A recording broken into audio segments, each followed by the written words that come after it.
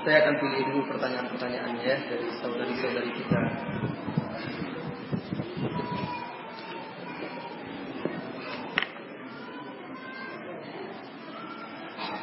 Ustaz, ini pertanyaan yang pertama. Sebelum pertanyaan di situ ya, nanti boleh. Apakah boleh ya Ustaz bila kita berzikir mutlak? Subhanallah, alhamdulillah, wallahu akbar, la haula wala quwwata illa billahil aliyyil azim. Astaghfiruka wa atubu ilaih. Saat mencuci atau sedang memasak atau berapa saja selain di kamar mandi. Kalau zikir mutlak yang tidak ditetapkan jumlah dan tempatnya, kapan saja saudariku, sambil memasak, sambil menyetrika, sambil menyapu rumah, silakan. Subhanallah walhamdulillah wala ilaha illallah wallahu akbar la haula wala quwwata illa billahil aliyyil azim. Itu zikir-zikir yang tidak tertentu bilangannya. Berapa banyak berapa tamat sehari itu, silakan baca. Zikir-zikir yang 100 bilangannya boleh juga sambil bekerja, boleh astagfirullah, astagfirullah, astagfirullah, astagfirullah. Mungkin pagi ini 100, siang mungkin pagi ini 20, 25, siang nanti 25 lagi, sore. Yang penting sehari 100 misalnya. Astagfirullah, astagfirullah, astagfirullah. Nah, ini tidak ditentukan waktunya.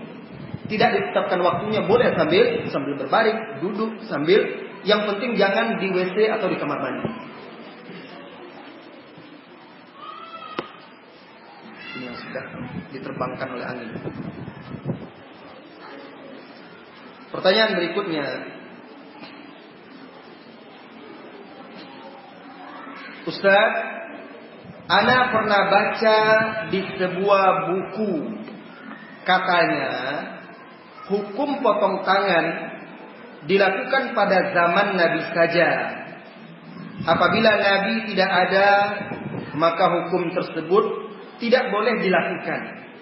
Apakah perkataan tersebut benar?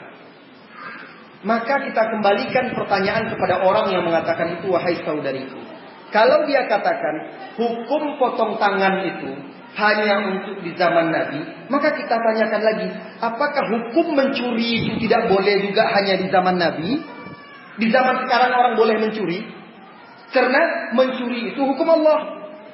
Dilarang mencuri, haram hukumnya itu hukum Allah. Dan potong tangan juga hukum Allah juga. Kalau dia katakan bahwa potong tangan itu hanya di zaman Nabi, apakah haramnya mencuri juga hanya di zaman Nabi? Kita tanyakan. Berarti sekarang boleh mencuri?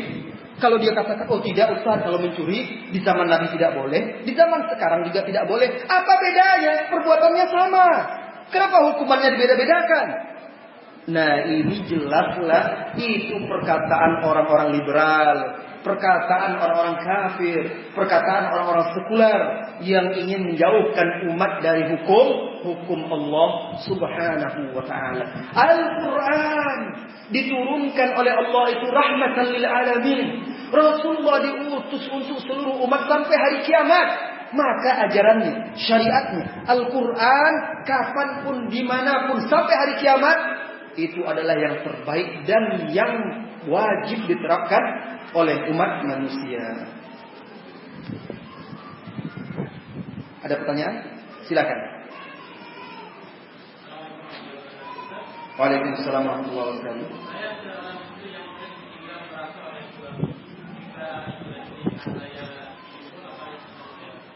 Ya. Ini pertanyaan melalui radio dari salah seorang saudari kita wanita muslimah. Ustaz, saya ini seorang wanita yang sering ditinggal oleh suami. Mungkin ditinggal dalam waktu lama ini, bekerja. Dan apabila keinginan hasrat saya timbul sebagai seorang wanita, apa yang harus saya lakukan? Ini ujian yang berat, wahai saudari. Oleh karena itu, di zaman Umar, pernah suatu malam ketika dia sedang berjalan-jalan untuk mengawasi kota Madinah, lewat di sebuah rumah, terdengarlah dia seorang wanita membaca bait-bait syair yang maknanya diantaranya, demi Allah, kalaulah bukan karena malu dan takut kepada Allah, maka tempat tidur ini akan bergoyang. Ternyata suaminya ini dikirim berperang oleh Umar dan sudah lama meninggalkannya. Sebagai wanita dia makhluk hidup, diberikan naluri fitrah sebagai wanita, hasrat, kebutuhan mati. Jangan panas, berkeringat, bercucur keringat nanti.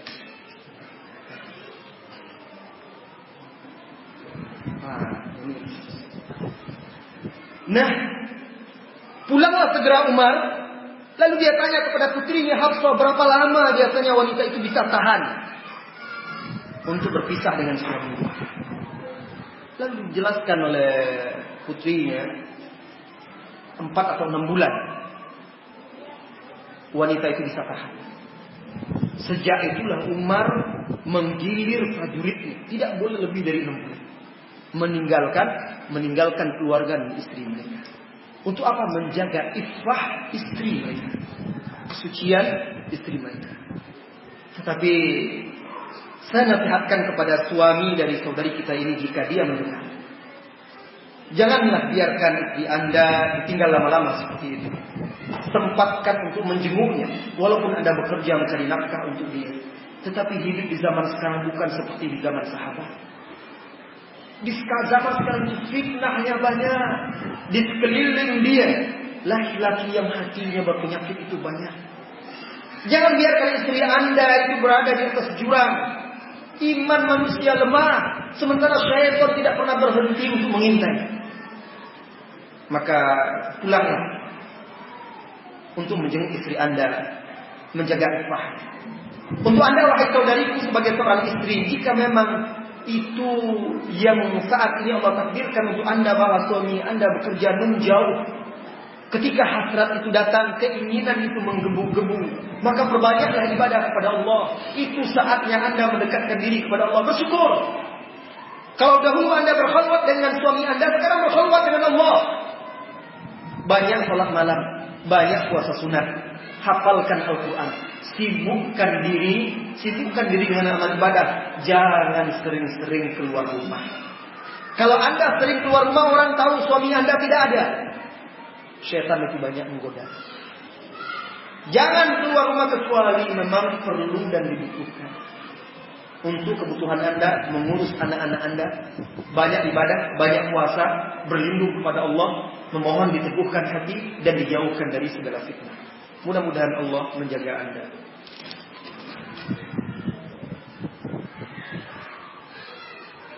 Bolehkah saya menggugat cerai suami saya karena dia sering berjudi? Berkali-kali saya sudah bersabar, sering menegur, tetapi sebentar tobat, sebentar berjudi lagi, hingga harta perlengkapan rumah habis dijual dan menjadi banyak hutang. Semoga Allah membantu Anda dan menguatkan Anda wahai saudariku. Saran saya, pertama, usaha tidak cukup hanya itu. Berusahalah, kalau suami Anda ketika ditegur, dia mau bertobat lalu balik lagi, berarti sebenarnya ada keinginan dia untuk bertobat. Cuma barangkali dia tidak mendapatkan teman yang akan membawa dia untuk taat. Maka carikan teman untuk dia, saudariku. Ajak dia ke pengajian. Biar dia berkenalan dengan orang-orang yang hatinya terpaut dengan masjid. Biar dia berkenalan dengan orang-orang yang berjuang untuk agama Allah. Sehingga kepintaran, kecerdikan dia berjudi itu, ketika memainkan kartu itu, kalau dia bisa berjudi, cerdik juga dia. Bisa dia memperkirakan angka-angka itu kan. Nah, alihkan dia untuk menuntut ilmu. Kenalkan barangkali caranya, misalnya Anda minta bantuan saudari-saudari kita yang sudah mengaji suaminya. Minta dia, saudariku, jalanlah ke rumah, bawa suamimu agar berkenalan dengan suamiku. Nah, barangkali ketika berkenalan, dan cari orang yang kuat. Kuat maksud di sini, kuat agama. Jangan pula nanti terbawa pula suami teman itu. Nah, ajak dia berkenalan dan beritahu suaminya itu, saya ingin Anda berkenalan dengan suami saya, dan saya ingin bisa akhirnya mengajak dia untuk meniti jalan yang hak. Mudah-mudahan dengan itu nanti dia bisa bertobat. Barangkali karena Anda istrinya dia tidak mendengar, tapi kalau orang lain yang memberi dia nasihat, barangkali dia mau mendengar. Apalagi orang yang baru dia kenal, segan dia. Kalau istri dia tahu luar dalam Anda, kau pula yang menasihati aku. Dulu kau yang seperti ini, seperti itu, pandai-pandai pula menggurui. Tapi karena orang yang baru dia kenal, segan dia. Nah, Orang ini yang kita kenalkan ini, kita minta terus berusaha mengajak dia. Kalau pengajian, jemput dia, ayo ngaji. Tidak mau sekali, 2 kali, 3 kali. Beri dia hadiah, buku-buku, kaset. Anda harus berjuang untuk menyelamatkan suami Anda. Selama dia masih sholat, maka insya Allah masih ada kebaikan kepada dia. Tapi kalau landak sholat lagi, itu sulit mencari kebaikan kecuali dia betul-betul bertaubat kepada Allah Azza wa Jalla. Silakan Anda bertanya.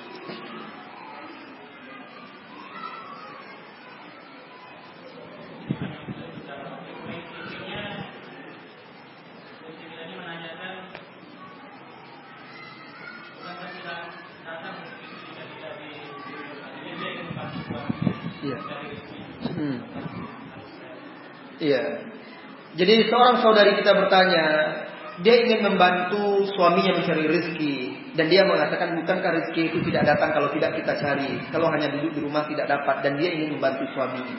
Saudariku wanita muslimah, jika memang suami Anda saat ini sedang susah dan penghasilan dia memang berat dan tidak mencukupi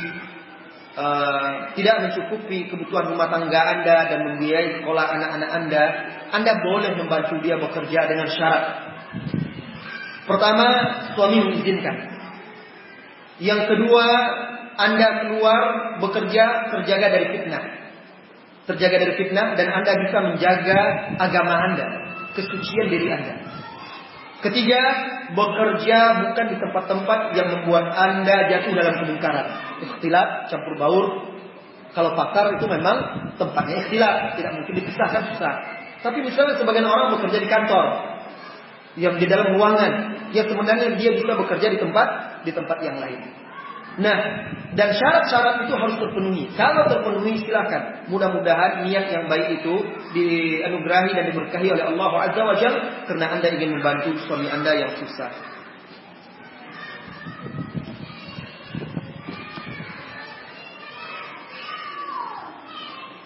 Jam berapa?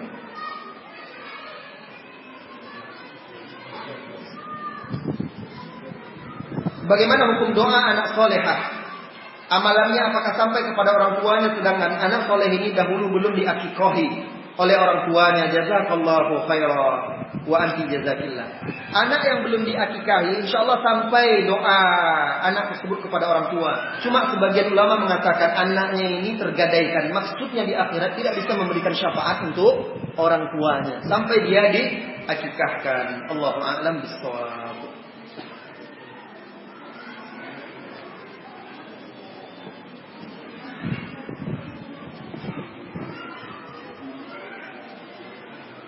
Ustaz, zikir pagi bisa diamalkan sampai jam berapa? Begitu juga zikir sore, karena kadang-kadang karena sibuk mengurus anak, zikirnya luput tepat waktu.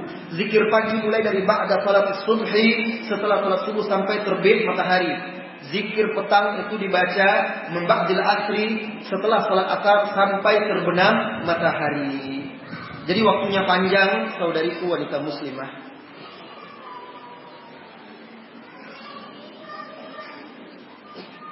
Bagaimana jika seorang suami bersumpah untuk tidak berpoligami? Apakah sumpah tersebut bisa dibatalkan? Ini pertanyaan dari akhwat atau dari yang di depannya? Dari yang di depan tidak saya jawab dulu. Oh, dari akhwat. Kenapa dia ingin suaminya membatalkan itu? Bagus ini. Kalau sumpah itu saudariku, sumpah itu bisa dibatalkan dengan membayar kafarat. Kafaratnya apapun sumpah itu yang baik ya. Sumpah yang baik itu maksudnya dalam hal-hal yang tidak bertentangan dengan agama Allah, itu ada kafaratnya sebagaimana disebutkan di dalam surat Al-An'am. Di awal disetuju, kafaratnya boleh memilih. Boleh memilih antara membebaskan budak atau memberi makan orang miskin, 10 orang miskin, atau memberi dia pakaian, atau berpuasa 3 hari. Tidak disebutkan berturut-turut, yang penting berpuasa 3 hari. Nah ini kalau dia mau membatalkan sumpahnya harus membayar kafarat. Makanya suami jangan sombong. Awal-awal nikah tidak tanggung romantisnya, engkau satu-satunya dalam hidupku. Suami.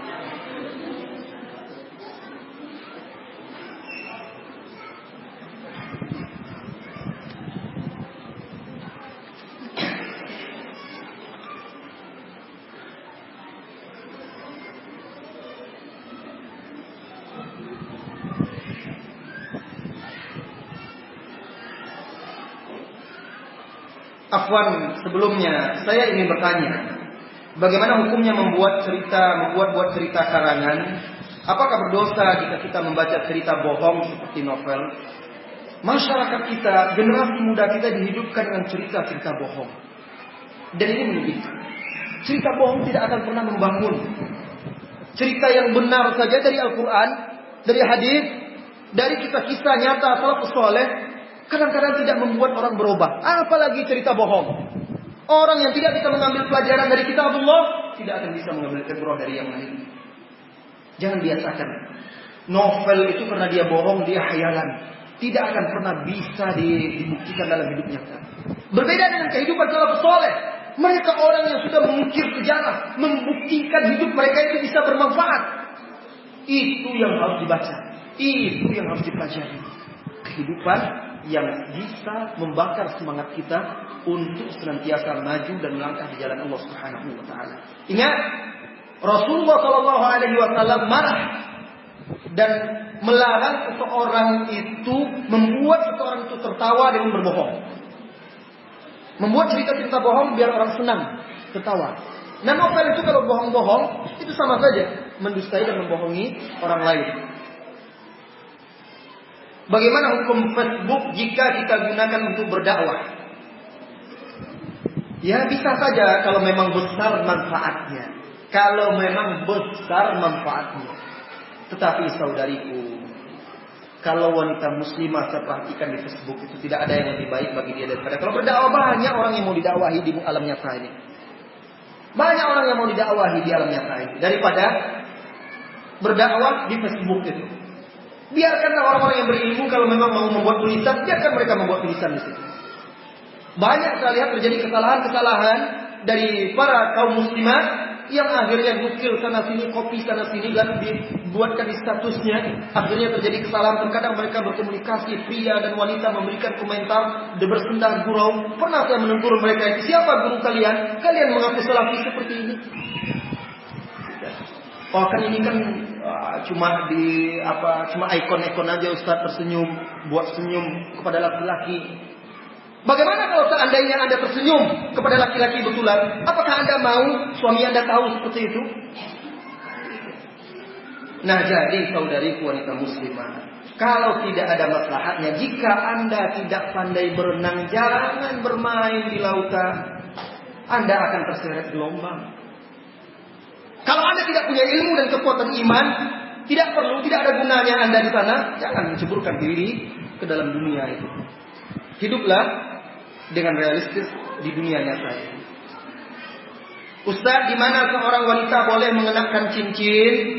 Ya, cincin dia kenakan boleh di jari manisnya, di kelingking. Tapi kan kalau di jempol kan tidak wajar pula dia taruh di situ. Tidak ada ketentuannya. Tidak ada ketentuan di mana wanita itu harus mengenakan cincin.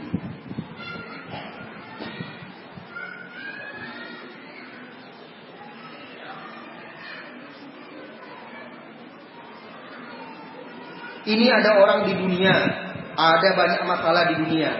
Masalahnya sama pacarnya. Apa bisa dia masuk surga? Sebenarnya masalahnya bukan sama pacarnya. Masalahnya adalah kenapa dia pacaran. Itu masalahnya. Kalau dia tidak pacaran tidak akan ada masalah. Pacaran itu saudariku, adik-adik semuanya, gadis-gadis muslimah, pacaran itu jalan menuju zina. Anda tertipu kalau mau pacaran. Sekarang saya bukakan rahasia laki-laki kepada Anda. Saya bukakan. Tapi bukan semua laki-laki. Jadi saudari wanita muslimah, sampaikan ini kepada wanita-wanita yang lain, remaja-remaja kita. Jadi ibu saya karena dia tinggal dengan adik saya yang perempuan, akhirnya rumah ibu saya itu dibuat kos-kosan khusus putri. Waktu itu saya memberikan syarat kepada ibunda saya, "Mak, ketika dia minta pendapat boleh, tetapi harus ditegakkan syariat Allah. Wanitanya tidak boleh masuk kecuali muslim. Harus berjilbab, harus ikut aturan di sini. Tidak boleh ada laki-laki datang ke sini." Pertama berjalan dengan baik. Dan saya sering pantau. Ini beberapa tahun yang lalu. Tapi orang pacaran itu pintar. katanya kepada mak saya, "Mak, ada abang saya datang." Katanya abangnya. Duduk. Tapi lama-lama saya curiga abangnya ini kok sering datang, abang mana ini? Sampai suatu ketika saya intai. Saya tunggu-tunggu laki-laki itu datang. Waktu itu hujan gerimis, romantis itu. Hujan gerimis dari jauh saya lihat duduk dia berdua di teras rumah itu sambil makan rujak hujan gerimis. Wah, hilang kesabaran saya. Hilang kesabaran saya. Langsung saya datang tanpa babi ibu, saya duduk di antara mereka. Wah, enak betul kalian ini makan rujak. Sini rujaknya. Oh iya bang. Saya tanya, kamu siapa? Kok datang di sini? Dia agak ragu berbohong karena melihat, oh ini ustaz yang datang. Ragu dia berbohong. Bang, kawan kuliah, kakak kelas, kata dia. Ketahuan rupanya bukan abang kandung dia. Oh, ngapain kamu datang? Kan di sini tidak boleh datang laki-laki. Baca itu peraturannya. Yang perempuan ini diam saja. Kami ada tugas bang belajar. Tugas. Tugas dari siapa? Tugas dari hawa nafsu dia. Yang menugaskan dia. Tugas dari syaitan. Kamu sering saya lihat di sini tugas terus. Mana kamu tidak ada bawa buku, tidak ada bawa apa-apa? Tugas apaan? Saya tanya kepada yang perempuan itu. Dek, dengar. Sekarang buka kuping kamu. Simak baik-baik apa yang dijawab oleh laki-laki pacar kamu ini. Dia diam. Sekarang saya tanya kepada kamu. Kamu laki-laki atau perempuan? Diam dia. Kamu laki-laki atau perempuan? Atau bencong? Abang jangan gitulah bang. Jawab, ya abang kan tahu ya. Baik, kamu laki-laki. Kamu ini normal atau tidak? Sehat atau tidak sebagai seorang laki-laki? Merah padam muka dia. Iya bang, sehat bang, normal. Kamu ketika duduk dengan dia berduaan, apa yang kamu rasakan? Jawab dengan jujur. Kalau kamu tadi sudah mengatakan kamu laki-laki normal, dengarkan. Apa yang kamu rasakan sebagai seorang laki-laki? Ya enggak ngapa-ngapain kok bang. Enggak ngapa-ngapain. Sekarang jujur saja saya katakan, kamu kalau ada kesempatan sekarang ini, tidak ada yang tahu, kamu sangat ingin menyentuh dia. Jawab dari hati kamu. Diam dia. Tidak bisa jawab. Kalau dia jawab tidak, tidak normal ini. Kamu kan bukan malaikat. Kamu bukan nabi. Kamu manusia biasa, anak muda di zaman sekarang. Kamu pasti ingin sekali menyentuh dia. Dia tidak. Akhirnya dia mengangguk, terpaksa dia. Iya, dengar. Kalau kamu sudah dapat menyentuh, kamu pasti ingin lebih lagi. Cuma karena tidak ada kesempatan saja, tidak kamu lakukan. Iya, tidak. Sekarang saya tanya terakhir. Kamu ingin menikah dengan dia? Oh, saya belum siap nikah bang. Perhatikan. Jadi kamu itu permainan bagi dia. Wah, ini merapadam wanita itu. Akhirnya saya suruh pulang. Jangan datang-datang lagi. Dan kamu ingat, kamu itu dipermainkan oleh laki-laki. Ini serigala ini berbulu domba. Ini musang mengenakan baju ayam. Iya. Saya katakan seperti itu. Akhirnya 2 hari setelah itu perempuan itu pindah. Tidak tahan juga dia di situ. Tetapi ini adik-adikku, wahai gadis-gadis muslimah, ananda putri-putri remaja. Ini dia laki-laki. Kalau dia tidak beragama. Kalau dia beragama, rajin ngaji, lalu pacaran pula, lebih halus lagi caranya. Diberi kirim-kirim nasihat. Kamu sudah sholat belum? Masya Allah. Diberi nasihat. Ada anak-anak muda itu saya dapatkan tengah-tengah malam dia SMS, bangun sholat tahajud. Anak gadis seorang tengah malam dibangunkannya. Astagfirullah, ini bahaya. Ini pintu syaitan. Ini jalannya. Jadi tidak boleh. Adik-adik putri, gadis muslimah, saudariku, engkau yang rugi, engkau tertipu. Tidak. Kalau dia memang laki-laki, kalau dia memang jantan, kalau dia memang berniat baik, suruh dia datang ke orang tuamu. Kalau dia katakan saya belum siap, jangan nodai saya. Pergi. Saya tidak butuh laki-laki yang tidak siap. Kalau dia tidak siap, berarti dia belum menjadi seorang laki-laki yang matang dan dewasa. Dan dia hanya ingin bermain-main saja dengan dosa. Jadi Anda yang bertanya atau orang yang bertanya itu yang bikin masalah karena dia pacaran. Syekh, bagaimana kalau sikap bapak yang pelit terhadap anak-anak dan istri? Ini Syekh ini yang ditanya, bukan saya. Saya masih muda kok bilang Syekh. Ya, kalau bapak yang pelit terhadap anak-anak dan istrinya. Jadi dahulu Hindun datang kepada Rasulullah SAW mengadu suaminya Abu Sufyan pelit, tidak memberikan nafkah yang cukup. Apa kata Rasulullah SAW? Khudhi ma yakfiki. Ambil dari harta suamimu apa yang cukup untuk kebutuhanmu dan kebutuhan anak-anakmu. Kalau seorang suami pelit, tidak memberikan kecukupan, Anda sebagai suami, wahai saudara, harus paham wanita itu bukan hanya butuh makan, minum dan pakaian. Wanita itu bukan laki-laki. Wanita itu butuh bedak. Wanita itu terkadang butuh ini, itu dan banyak sekali. Anda barangkali mandi sekali sehari tidak apa-apa. Tetapi istri dia tidak begitu. Dia butuh bersolek. Dia butuh tampil cantik di hadapan Anda. Dia butuh nafkah yang lebih. Maka kalau suami tidak mencukupi kebutuhan itu dan dia punya harta lebih, istri punya hak mengambil untuk kecukupannya itu walaupun tanpa izin. Tetapi sebatas yang mencukupi dia, bukan mentang-mentang dibolehkan, banyak-banyak pula diambil. Itu jadi mencuri harta suami namanya. Hak dia boleh diambil.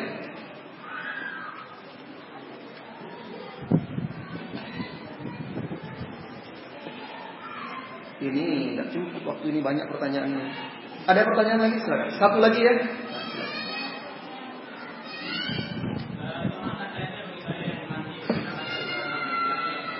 Sebentar, ada anak-anak berteriak tadi. Mohon.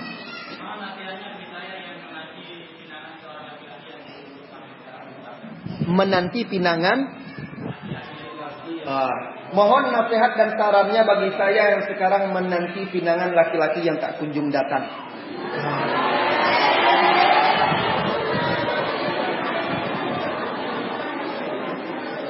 Saudariku wanita muslimah, jangan seperti pungguk merindukan bulan. Berpikirlah realistis. Anda itu siapa? Dan siapa yang Anda inginkan laki-laki yang datang kepada Anda? Anda membayangkan ingin datang seperti Mus'ab bin Umair? Anda ingin membayangkan datang seperti Abdullah bin Zubair, Abdullah bin Umar, seperti pemuda-pemuda salaf dahulu? Tidak. Anda sendiri siapa? Ada terkadang orang-orang yang baru menikah itu, ada pemuda-pemuda itu juga menurut saya menikah, tapi istri saya tidak seperti yang saya bayangkan. Kenapa? Ada apa sebenarnya? Istri saya sudah mengaji, tapi kok masih seperti ini? Anda sendiri seperti apa?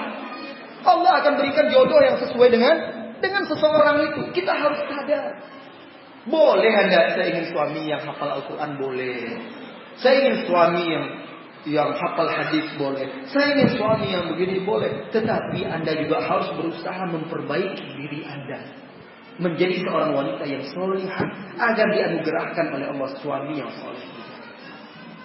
Jika Anda sekarang menanti-nanti sang pangeran yang akan datang membawa Anda ke istana pernikahan tersebut, dan Anda sudah siap untuk menyambut kedatangan sang pangeran itu, tapi tak kunjung datang juga, maka Anda bisa minta bantuan misalnya ummahat, ibu-ibu kita yang amanah, minta tolong carikan kepada ustazah-ustazah kita, atau minta bantuan guru kita yang ada di sini, ustaz-ustaz kita ada yang di sini, melalui istrinya, bahwa saya sudah siap untuk menikah, tolong carikan laki-laki yang soleh. Dan kemudian jangan terlalu banyak pilih-pilih. Apalagi wanita, hati-hati. Jumlah wanita sekarang itu banyak. Kalau banyak memilih-milih, kalah bersaing nanti ketinggalan kereta. Nah, umur itu terus berlalu. 28, 29, 30. Kalau sudah 30 ke atas, saingan berat. Banyak anak-anak gadis yang masih energik. Jangan banyak-banyak pilihan. Yang penting agamanya baik, akhlaknya baik, dan dia nampak memiliki tanggung jawab, mau berjuang untuk hidup, sudah terima. Apalagi? Apa yang Anda harapkan lagi? Kalau bukan itu, kan itu pilihan yang diberikan oleh Rasulullah SAW. Ada seorang pria yang bernama Julaibi, miskin, buruk rupanya, Tetapi ini pemuda yang dicintai oleh Rasulullah SAW. Lalu dia berkata kepada Julaibib, "Julaibib, kenapa engkau tidak menikah? Maukah saya carikan seorang wanita?" "Ya Rasulullah, siapa yang mau sama saya ini? Buruk rupa, miskin, bukan dari suku terpandang. Damim, dia seorang damimul wajh." Akhirnya Rasulullah pergi meminangkan seorang wanita untuk Julaibib ini. Nah, bicara kepada bapaknya bahwa Rasulullah ingin meminang putrinya untuk Julaibib. Apa kata bapaknya? Julaibib? Terkejut bapaknya. Tidak ada lagi selain daripada Julaibib ya Rasulullah. Pemuda-pemuda banyak datang kami tolak. Sekarang Julaibib yang menawarkan. Apa katanya? Amhilni. Tunggu ya Rasulullah sampai saya berbicara dengan ibunya. Itu alasan dia saja. Nah, pulang dia bicara sama ibunya. Ibunya juga terkejut. Kok Julaibib yang dicarikan oleh Rasulullah untuk anak kita? Anak kita ini cantik, bukan dari orang sembarangan. Julaibib itu miskin, buruk, rasanya tidak akan sepadan. Mana kusuk di situ? Ketika ayah ibunya sedang berbicara dan nampak mereka tidak ingin menerima pinangan Rasulullah, anaknya mendengar. Keluar dia. "Ataruddani, hai ayahanda, hai ibunda, apakah kalian berdua menolak pilihan Rasulullah SAW untukku?" Tidak. Lalu dibacakannya ayat wa ma kana lil mu'min wala mu'minah idza qadallahu wa rasuluhu amran an yakuna lahumul khiyaratu min amrihim. Tersadarlah kedua orang tua itu, akhirnya diterima pinangan Rasulullah untuk Julaibib itu sallallahu alaihi wasallam. Dan ketika itu Rasulullah mendoakan wanita ini, Ya Allah mudahkan rezeki, lapangkan hidupnya untuk wanita ini, karena dia menerima pilihan Rasulullah. Rasulullah memilihnya karena Julaibib ini seorang yang berakhlak baik, yang beragama. Sampai akhirnya Julaibib ini gugur di medan perang Uhud. Apa kata Anas bin Malik yang meriwayatkan hadis ini? "Dan aku tidak melihat wanita di kota Madinah yang lebih kaya, lapang, bahagia kehidupannya daripada wanita ini." Buah dari karena dia memilih mematuhi atau menerima pilihan Rasulullah. Dan Rasulullah memilih itu berdasarkan agama dan akhlaknya. Maka kalau datang laki-laki yang agamanya yang kau ridhoi, akhlaknya bagus, nampak dia itu memiliki sifat yang baik, memiliki tanggung jawab, terima. Sebelum kereta itu meninggalkan Anda. Ustaz, yang mana yang kita pilih? Karir kita atau rumah tangga kita? Kan saya sudah katakan saudariku, karir Anda adalah sebagai ibu di rumah tangga, sebagai istri itu karir Anda.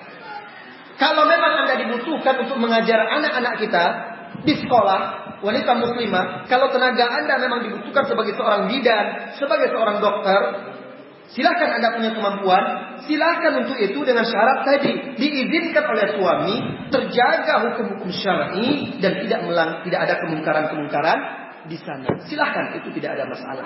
Tetapi jika tidak, tetap saya nasihatkan, karir Anda adalah di rumah. Menjadi seorang ratu, mendampingi suamimu yang dia adalah seorang raja di rumah tersebut. Singkat-singkat saja saya jawab karena waktu kita sempit dan ini banyak sekali. Ustaz, apa hukumnya berfoto, bervideo selain untuk membuat KTP atau sejenisnya, tapi hanya untuk mengenang? Misalnya kita pergi wisata sebagai kenangan, foto-foto ketika belaka dan video-video untuk kenang-kenangan. Itu mubazir, tabzir. Kalau hanya sekedar untuk kenang-kenangan, video direkam dan segala macam, berlalu waktu sekian tahun akhirnya terbuang percuma. Itu membuang-buang harta, tidak berguna. Allahu akbar.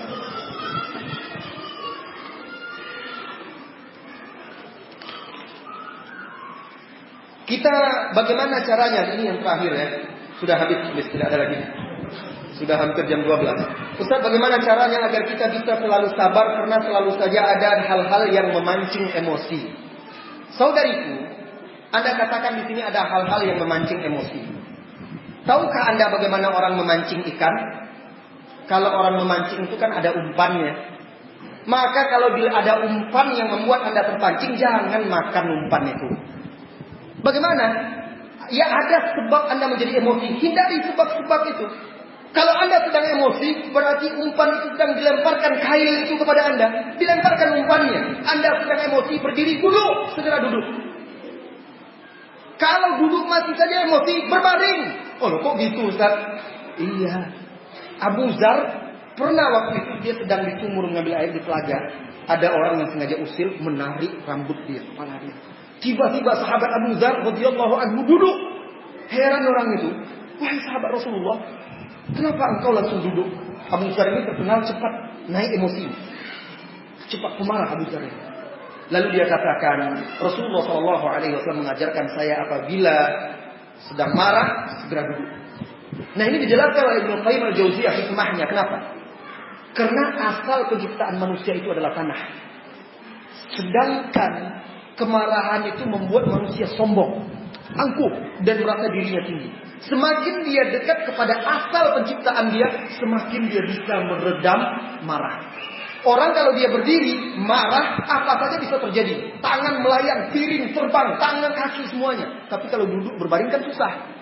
Nah, kalau dalam keadaan emosi, cepat ingat berzikir kepada Allah, duduk kalau tidak bisa berbaring atau tinggalkan tempat tersebut.